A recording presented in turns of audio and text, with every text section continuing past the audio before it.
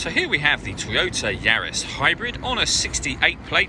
I'm going to start off by showing you around the outside of the car, and then we'll hop in and run through some controls on the inside.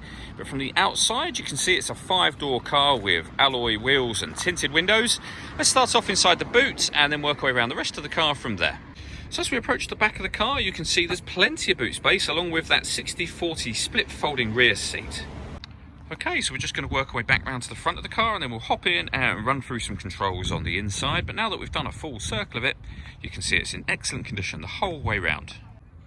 Just briefly before we climb in, I think it's well worth seeing the interior from this exterior point of view. There's plenty to run through on the dashboard, so let's hop in and we'll do that right now.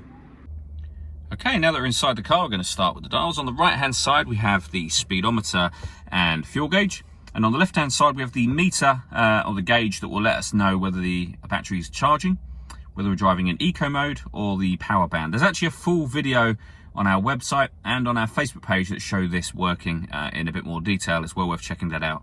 In the middle, you can see the total miles for this car. They are 10,944. The information displayed above that, which is currently a digital readout for the speedometer, can be changed using buttons on the steering wheel for various different bits of trip computer information. If we back out to the steering wheel, the buttons you would use to do that are over here. On the left hand side, we have stereo controls. Also over on the right, you can see that there's cruise control just underneath this section on that stalk there. Over in the center, we have the touchscreen radio for the car. So in terms of the ways in which you can listen to music, we have AM, FM and DAB radio, Bluetooth audio, iPod input and USB input as well. This car's also got a reversing camera.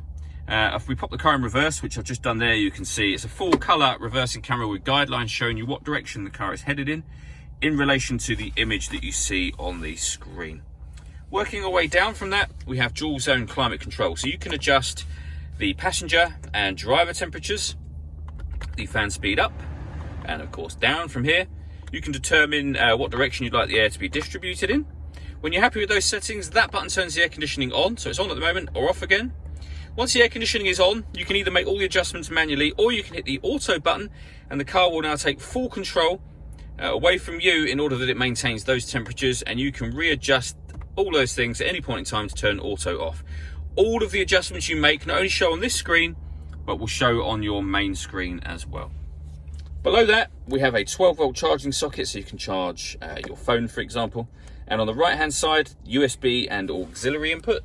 We then have the gear lever for the fully automatic gearbox. All that leaves me to say is thank you for taking the time to watch this video. If you'd like to come and see the car in person and have a test drive, please feel free to call any of our MJA sites. We'd love to hear from you soon.